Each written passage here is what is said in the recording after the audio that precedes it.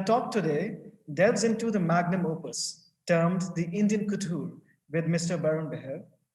Together, we shall explore the shift in the redefining of the big fat weddings of India and the sustenance of elaborate bridal wear to the pandemic and the time that shall follow hence. The design village endeavors to exist in such domains of relevant design, and at once it is thought inducing, sustaining a motion, and executing a prolonged differentiator. What sets us apart amidst the chaos of our penchant is the penchant to learn and ever evolve as a spirit to learn, to be conducive to the change, and to respond instantaneously.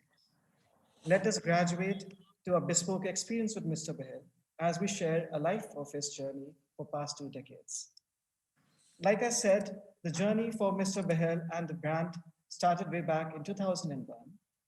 It has indeed been a pleasurable journey as we cover 20 years and 2 decades of brilliant opulence and see how Master Couturier himself took to the world to redefine what actually the couture works in India. It is very evident that we see that a journey always begins with a beautiful sketch and a concept. What happened in 2004 was an incredible history when Mr. Behel got to showcase his collection at Milano White. Milano White is a stage for new talent, not only new talent, but a talent which is going to create difference in times to come. I'm on a Zoom call, so And just that keep is it going. what was visible in the times to come when we saw that Mr. Behel got to showcase at Milan Fashion Week for 2 consecutive seasons in 2007. This is an honor which is not revered or bestowed to many designers from the country. So congratulations for that, sir. It's been a very long journey since. What Yes. all of us know, sir, today is this beautiful journey of how an idea and understanding of Indian fabric and embroidery is given a stature where the garments are just not a mere representation of India, but a representation of culture, a belief, and a faith, which is Varun Behar. The craftsmanship and the indigenous embroidery, as opulent as it looks, is also very light on the fabric and does not let it weigh down. That is what the beauty is. We also must see how the bridal wear is incomplete without a menswear offering. In 2010, Mr. Behel collaborated with Mr. Karan Johar to offer a complete offering of menswear. It is important that menswear is an integral part of bridal, and that is what creates an ultimate heirloom for times to come. When we talk of weddings, the notion of big fat Indian weddings is extremely misleading because we forget what pain goes behind creating it. And each of Mr. Behel's ateliers is an experience of its own, such as the store which is at Kutub. It is incredible to see how the juxtaposition of earthy tones marry the beauty of Indian couture. Done by Mr. Saurabh Gupta. Absolutely, sir. Thank you. I think that is exactly a start of another relation which I really admire. Thank you. Autumn was an obvious step, but a very, very significant and poignant step towards the wedding destinations and creating a dream of weddings in India, which Mr. Behel has been doing for past 7 years. Of course, prep is not always the immediate step that one must do after couture, but considering the market that India is, considering its sustainability and sensitivity, Pret offers an opportunity for one and all to touch upon the brand and its dream to dress people whom really matter to what the brand does in today's time. Of course, there are people whom we know all across the globe, these celebrities who've sworn by Varun Bahl designs, but it is also the suppleness and the beauty that entails. Sir, moving on, if I could just ask something to you, what do you think is the future of big fat weddings in India? Oh God, that's a very difficult question. You see, what's going on is that people are going to get married, and they are getting married. Yes. Where brands such as us suffer in the current situation is that uh, apart from the bride and the groom, of course, who we cater to, we also sort of cater to the thousands of people, thousands, I mean, thousands of people who attended those weddings. Absolutely. Yes. which is not happening currently. There are 50 or 100 people weddings happening now. That's why I took a huge step in the last few months, and I gave a lot of importance to my pret day to wear, daily wear clothes of online shopping, which is also something that which comes across as the future currently. Now Correct. we all have to wait and see what happens. We have never been in a situation like this before as a human race, Yes. and we never even imagined that something like this will ever happen. It has come as a root shock Yes, sir. to us in let's say the month of March 2020. It happened, and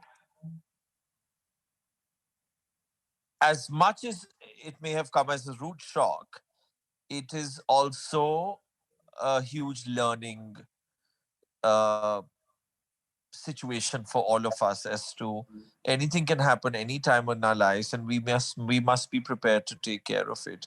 So I wouldn't call 2020 as a curse at all. I think it was very well needed. With the way the world was going, everyone was just so selfish, everyone was just going in their own direction, no one cared for anybody. अब पता लग गया ना इस साल में भी 2020 में कि क्या कौन है. दूध का दूध और पानी का पानी हो गया. Absolutely, sir. I think it was a very essential restart that was required, and it Yeah. has shown what we have we sort of stand for. Yes. Yeah, absolutely. I totally agree. So, what is your notion of couture? You know, the couture in India is very much different from what is seen traditionally on French ramps. So, and the word couture has sort of changed its meaning over the centuries. How relevant is it for Indian market? Okay. Haute couture in India means wedding clothes, Correct. and that's sad. But it is what it is. I mean, when I was younger and I came across this term, and then I wanted to bring it to the Indian situation in my own way, I said, oh my God, but in India, it is just known as wedding bridal wear, Right. which, and then in the end, I had to embrace it on my own, and I said that okay, this is what it is. I mean, just because it is not known as bridal wear out of India, why should it not be known as what it is known as in India, in my own country? And that is the problem with our country. We do not believe in each other. Right. We believe in the West. We believe in validation from the West, but we don't need it because they cannot function without our craft, That's without what we have to offer to their design houses. For what happens in the little gully and kuchas of this country, वो survive कर ही नहीं सकते हैं. तो हमको अपने आप के ऊपर भरोसा करना. That's what I thought back in the day. We have to believe in ourselves. If couture means bridal wear in India, that's what it means, and it means spending big money. And that's when it happens, when a wedding in an Indian family is the biggest celebration. yes. And if it happens that way, and then so be it. Why ridicule it? Why compare it to what happens in the West? Absolutely. I think that is what also I feel has changed for last 2 decades. The Yes, relevance of India is very visible in the market, not only in absolutely. but also on the global stamp. So when you were, let's go back to 2004, when you were in Milan White. Could you share some anecdotes from that time? Oh God. So it was 2004 when I did my first fashion week. No, this was before my fashion week. I did my Milan situation then, and then I got an award there from 25 competing brands from all over the world, young first timers. It was a great deal for me, and even not only then, even today, when I won that award, it of course gave me a lot of confidence, and I think recognition gives you confidence. Um, And then I applied for India Fashion Week. And back in the day, there was only one. There was only India Lakme Fashion Week. There was no India Fashion Week then. So I've been a part of this whole journey when Lakme became Lakme, and then FDCI became FDCI, and then both of them sort of parted ways, and all that happened. Sorry, I got a call in the middle, so I disconnected it. And uh, then Lakme went to Bombay, and we stayed back in Delhi. And I remember very clearly that the founder of Lakme Fashion Week and one of the greatest, the founder, I wouldn't call him the founder of Lakme Fashion Week only, I would call him the founder of fashion, Mr. Anil Chopra, who was the head of Lakme. And when I did my first Lakme Fashion Week, it was a resounding success, and I did get overnight success. I wouldn't deny that. And after that, there was always a jury involved. We had to still send our clothes to for the jury to pass, and then get a slot for a fashion show. And I was sitting with a friend at the Oberoi Hotel in Delhi one day and having tea.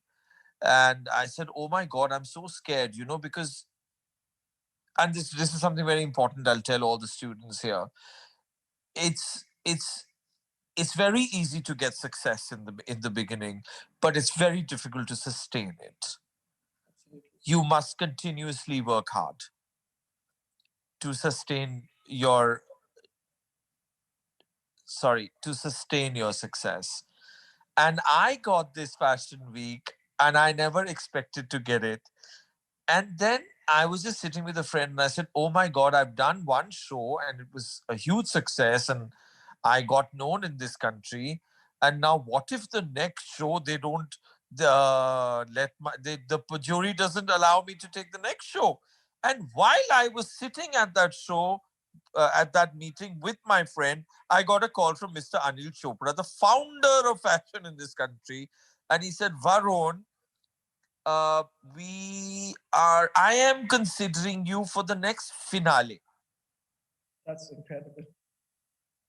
And my phone just fell from my hand. And I think I also just almost fainted. I said, "Mr. Chopra, what are you trying to say here?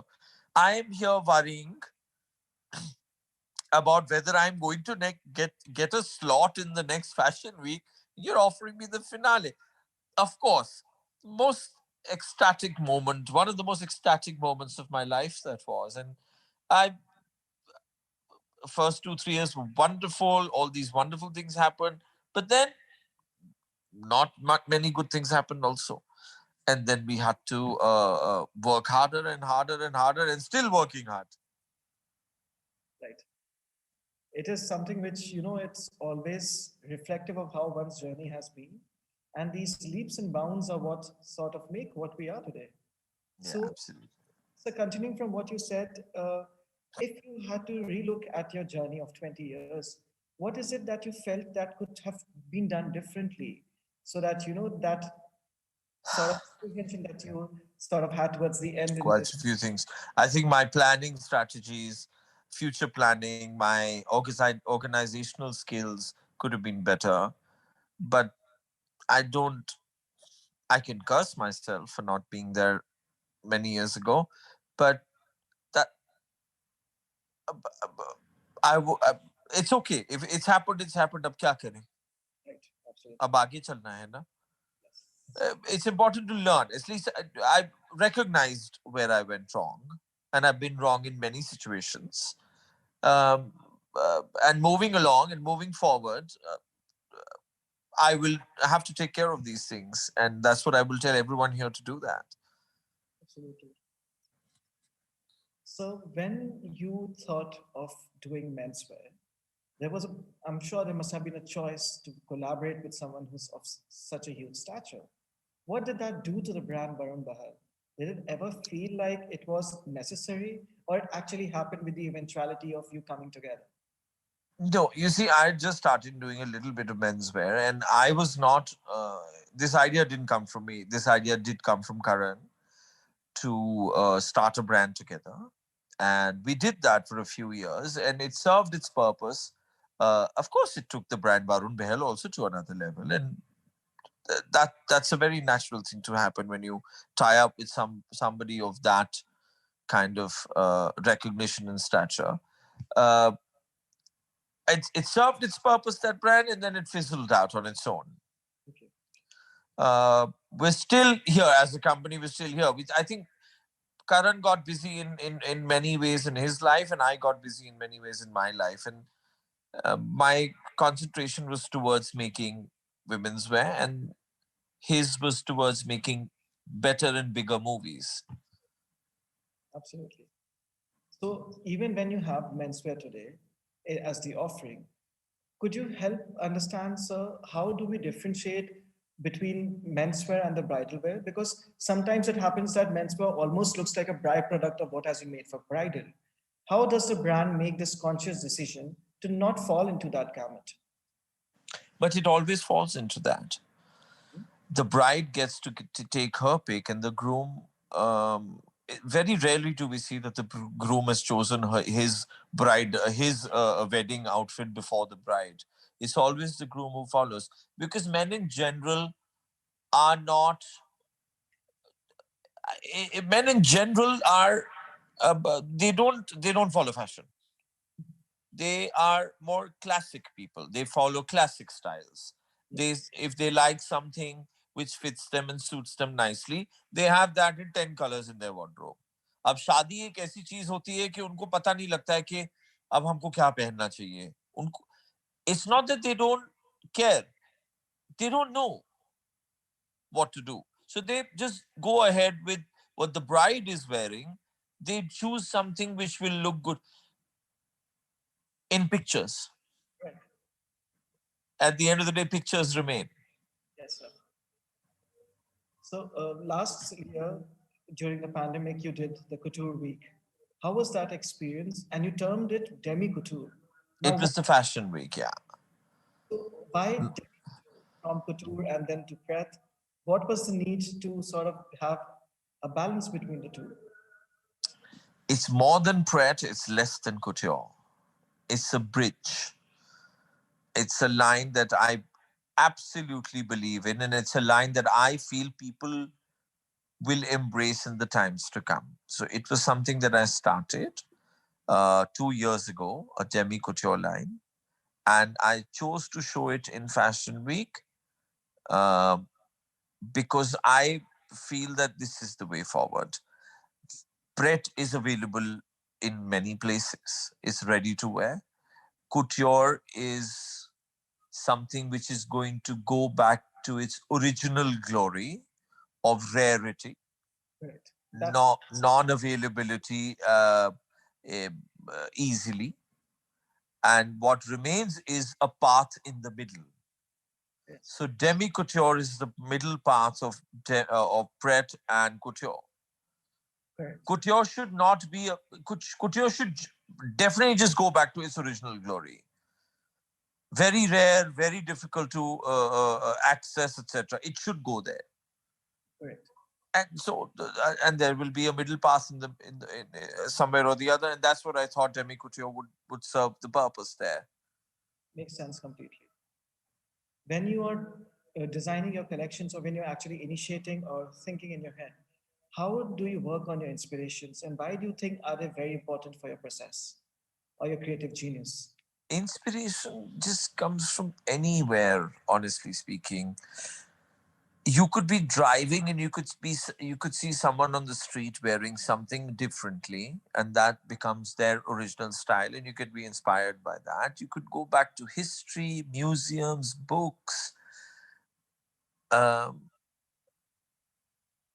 of course, when you become a brand, etc., and you've done so many years of doing the same thing again and again every single day of your life, for me, I go back to the same things.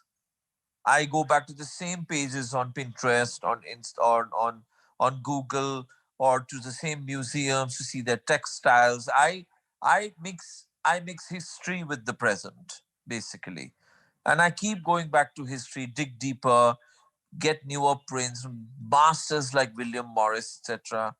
Get them forward, put them on a sketch form, And what is interesting is when you do your research from history, you you you sort of get together a mood board of the whole thing, and then you sketch, and then you start draping, and then you start making patterns, and you start making uh, uh, uh, test fits, etc. And the mood keeps changing every 2 days, and then the end product from what you had decided in the beginning is sometimes totally different, sometimes totally in sync.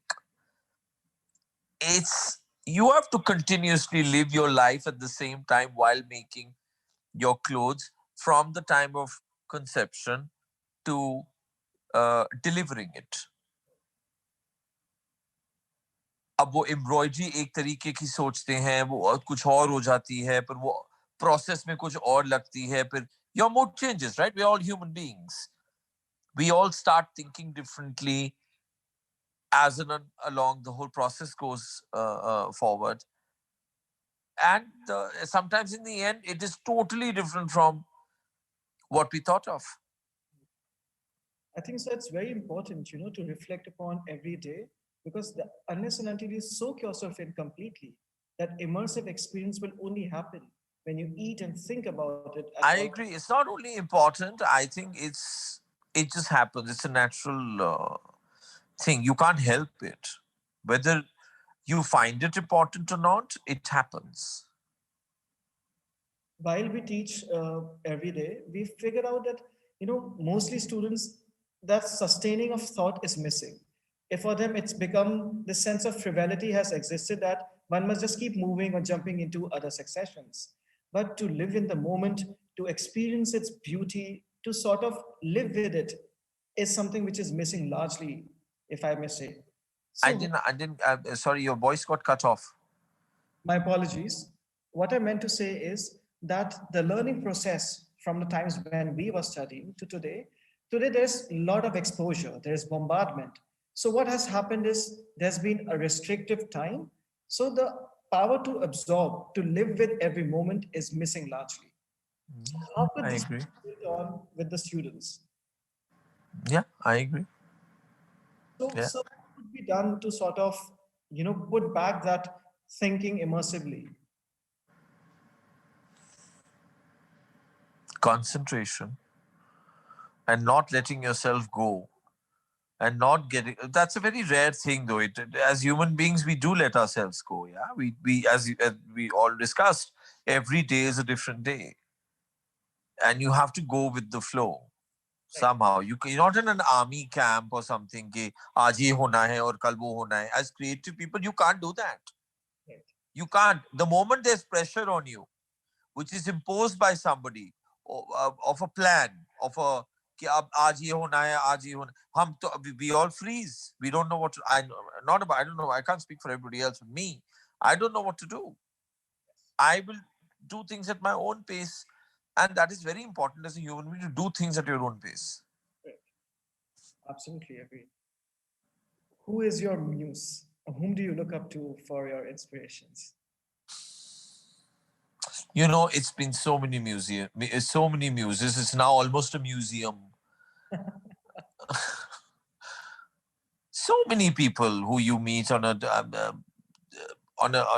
in your daily life, who inspire you in different ways. So I don't really believe in muses, Okay. but if you talk about an ideal woman who I want to, um, who I sort of envision while I make clothes, is somebody who is a female version of me, Okay.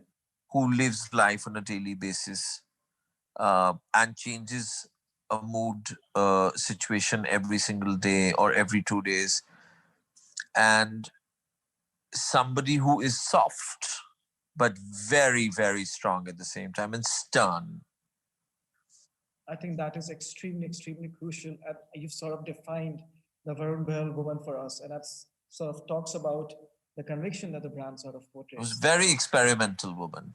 Yeah. So, why does fashion actually matter to you? Yeah, we keep talking about this, but at some point, one has to take a rain check and see what has happened in life. So why is it still relevant? Fashion. I mean, if you ask somebody, if somebody who's a fashion designer that question, Correct. I think the answer I can give you is that I don't think apart from fashion anything else is relevant for me. Um, it is a reflection of oneself. Um, it is what it is. It is a reflection of the current times, of a time at any given point of time, whether there is a war or a recession. Fashion reflects in it's. I think fashion. It's a who you are as a person, and in a situation is only put through to what you wear and how you dress, and how you dress and what you wear is what you are feeling Right. at that given point of time in your life, and that medium is fashion, so it can never be irrelevant. It is one of the biggest industries in the country. We all wear clothes, and they are a result of someone's thought process of some kind of fashion designing in his or her head, That's very well. right? You've really summed it up very well, and it is what it is actually. It And is what it is. You can't take it away. can't take it.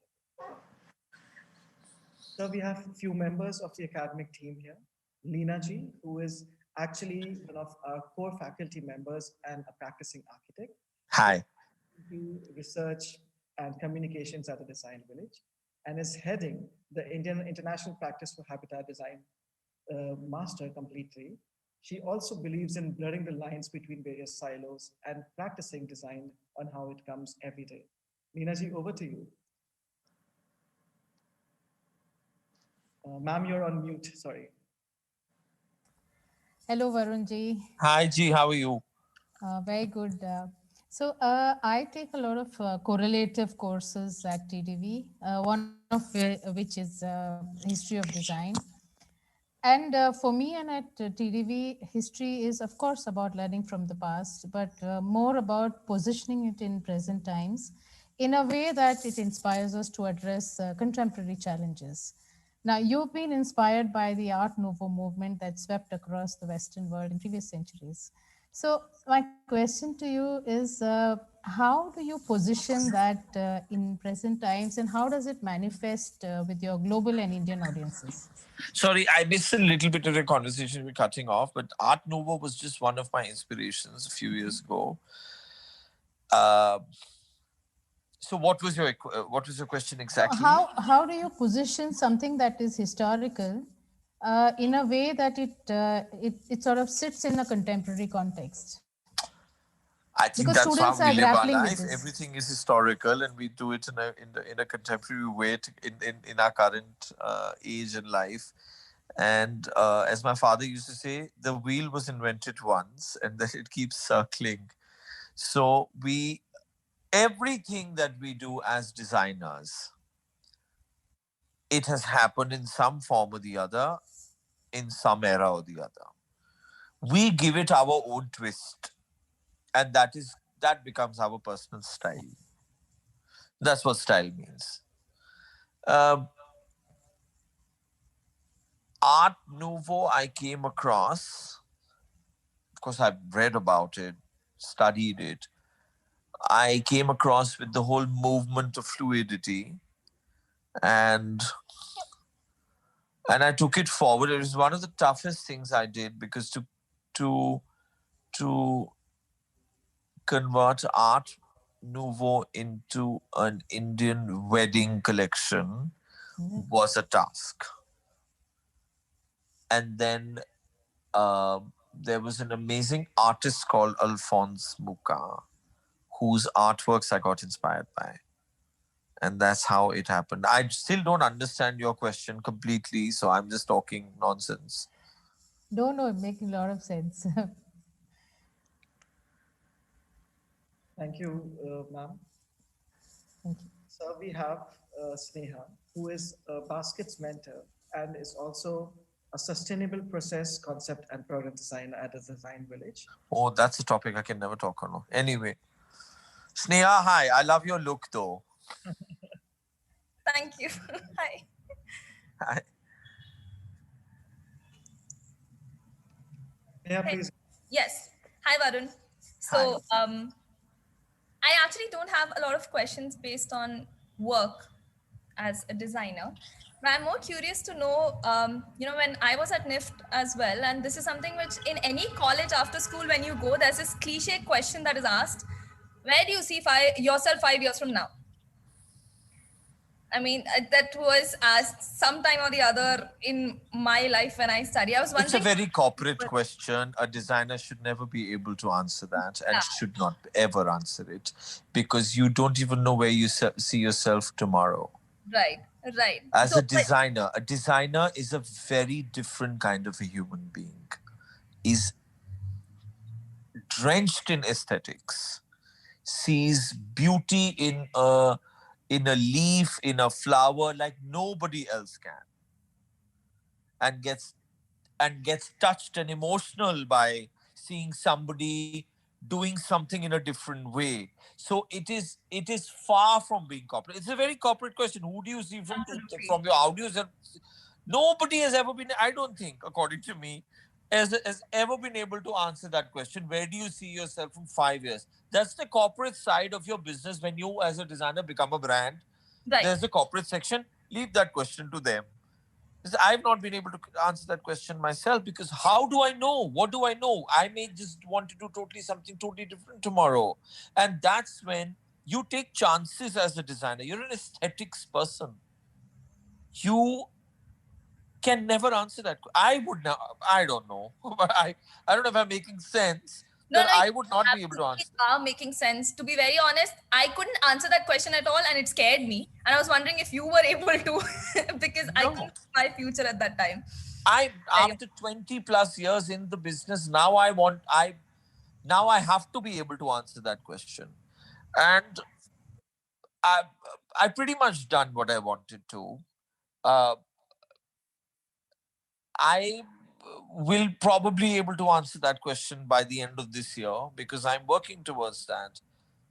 Right. But I'm lucky enough to have my brothers, etc., backing me, and who are the corporate side of it. They know what they want.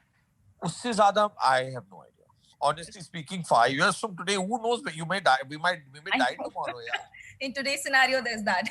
we may touch Yes. that today. People are sneezing and people are dying. Right. You can, yeah, let's just not, design can never be taken that seriously Absolutely. in the world of aesthetics, according to me. Absolutely. So I just had one more thing to ask you, as a designer, which you've been talking about in your journey as well, that you've grown exponentially and the path goes on. I just wanted to, I was just curious to know the other side aspect of you as a human being. There's a creative side and then the other aspects, your just characters in general. How do you think you've grown over a period of time? Oh God, how have I grown? In which way? I mean, just Like, okay, so for me, when I got into academics, I actually ended up being way more patient than I was when I was in the yeah, design okay. industry to actually No, see. you see, I'm a Leo, so impatience didn't come with me with my birth sign at all. And but in the last few years, I've become more patient. As in, when you grow as a person, not as belonging to a particular field, as in when you grow as a person, I feel that you grow as a person in your head, in the way.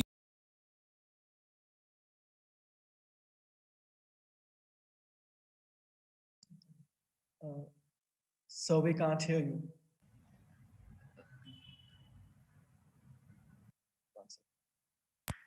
Now, Yes, thank you. can you hear me now? Okay, so where was I? I forgot. We actually lost you at the whole point of as a But person in your head as to how you. can you hear me now? Yes, yes, Okay. So, what was your question again? Grown as a person, yes. grown as,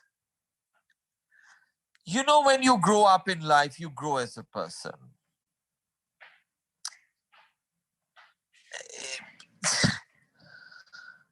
I don't even know how to answer this question, honestly. Uh, you meet so many people, you address so many different situations in life. Uh, and I've been addressing them for 20 plus years. You meet so many people, you address different situations. Patience is something you mentioned, and that's something I was not born with my birth sign. I'm a Leo. But when you grow along in life, you patience has become part of me now. And I think the one word that comes handy right now is the word called introspect. Every now and then you sit and introspect, you reflect, you think of what has happened in the last few years, what mistakes you've made as a person, where you've succeeded as a human being, as a designer, who all you've met with, who have wronged you, who all you have wronged in some way or the other. You reflect. And as an aesthetics person, reflection is very important. And introspection is something that I do, I think, on a daily basis. So that's, yeah, in that, coming along. And I mean, speaking of uh, growing, I think that's where I stand currently. Perfect. Thank you so much. My pleasure. Lovely questions you asked, actually. Thank you. So, Mr. Behr, we have few questions from the students across the country. Yeah. From Gurgaon asks you, which is that place which has inspired you the most and has sort of changed the way your work reflected upon? Place that inspired me in the beginning, always, I don't know, for some odd, I think I was an Italian in my last life. So Italy, that's where I started my career. Right. What was the other question? So, what is that one city that sort of inspired you and reflected upon your work instantly, or your belief for that matter? You know, what inspires me every single day till today is the process of working, Mhm.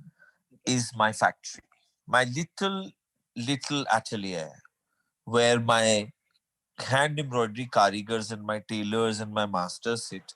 I spend a large amount of every day of my life in that place, because the whole process, every day is a learning process for me.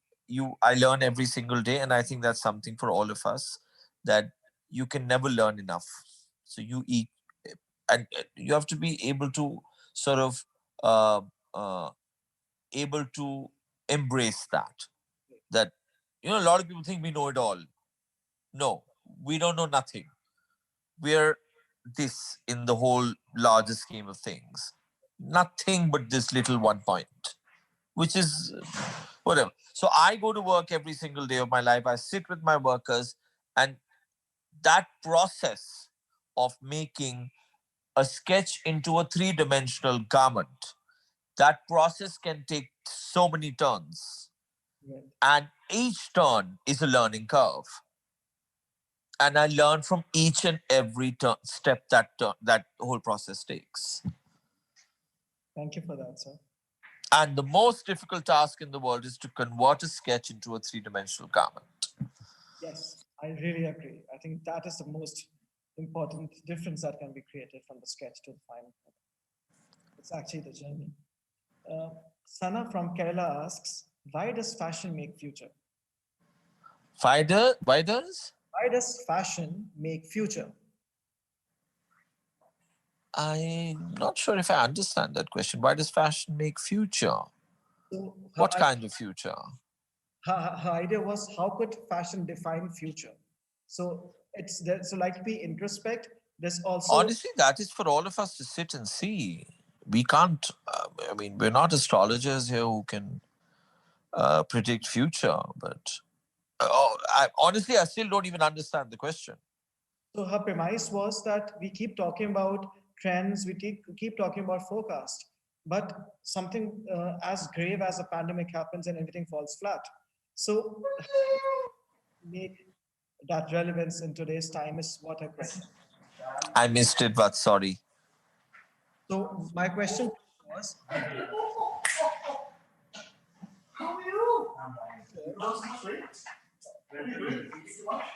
Sandy, Sandy, I'm on a very important student's call. My friends just walked in and yelling. Sorry. No, please repeat, Vatsal. So, sir, her premise was that because we keep talking about trends, we talk about forecast, but the pandemic sort of falls flat. Everything falls flat. So, how does fashion actually work in this case? How does future even work? So, her premise was that it was a very emotive sort of question. Honestly speaking, this pandemic has come as a shock to all of us. So we all have to see. What we all have to do is wait, and whatever thought process in our mind is how to take our individual businesses and brands forward. Right. That had to be decided. That has to be decided and worked upon, because nobody knows how much people's mindsets have changed during the pandemic, and how the coming out of the whole pandemic situation will be. Will they remain in that situation because all of us loved staying at home? Will they go out and go back to the original situation? Now, there's one more question there. Was that normal before the pandemic? I don't think that was normal. I think it's the most abnormal state we've all been in situated as human beings. अब इसके बाद क्या होगा, ये तो फिर इसके जाने के बाद पता लगेगा कि कैसे हमने करना है इसको ठीक, या हम how do we as an individual have to address this situation. So that's one question. Honestly, it's a very good question, I have to say, but I don't, as a person, I honestly don't have an answer to that. Completely agree. Yes. So, sir, before we come to the end, if that one message that is to share with the community of the design village and future aspirants. What kind of a message, honestly? I've addressed many students in my life, as since I left NIFT in, I don't know, 100 years ago. Uh, you know what? I don't know now. I don't know the design students of today, honestly. But back in the day, everyone never sort of believed in India's culture and making it global. And that's the mistake even I made. Uh, and I realized it much later into my career, that we have the hugest bank of resources. And I've always felt that Indians don't believe in Indians and its own culture. And that's the problem. We have to embrace what our rich culture has in store for us and be so proud of it. And because of NIFT में सब लोग जो होते हैं और जो सारे design, वो हम सब सोचते हैं कि हमको वेस्टर्न सब कुछ करना है, हमको वहां से वैलिडेशन चाहिए, कुछ नहीं चाहिए. It's all here on our land. No brand in the world can survive without India's handicrafts and its weaving facilities. It's everything and the work ethic that we all have as human beings, as Indians. So don't ignore that, and just love your country and what it has to offer. Thank you so much. I think it has been personally very elated that we got this opportunity. Yes, there is a ray of hope that we Thank you for having me here. It's been a pleasure. pleasures. Thank you. Before Thank you. close, there is this beautiful quote from when I was a student. I always used to refer to it to get back to what I believe in. So, Sir Cecil Beaton had said, be daring, be difficult, be different, be impractical, be anything that will assert the integrity of purpose and imaginative vision against the plate safers, the creatures of commonplace and the slavery of the ordinary. So it is exactly what we sort of have to do in today's time, to not give up and just keep going as the day comes and believe that we are going to make a change for tomorrow. Absolutely. Absolutely. We look forward to having you all again back very soon and have a lovely evening and take care of yourselves. Thank you, sir. Thank you all. Thank you so much, Vatsal. Thank you. Bye. I shall leave you guys now.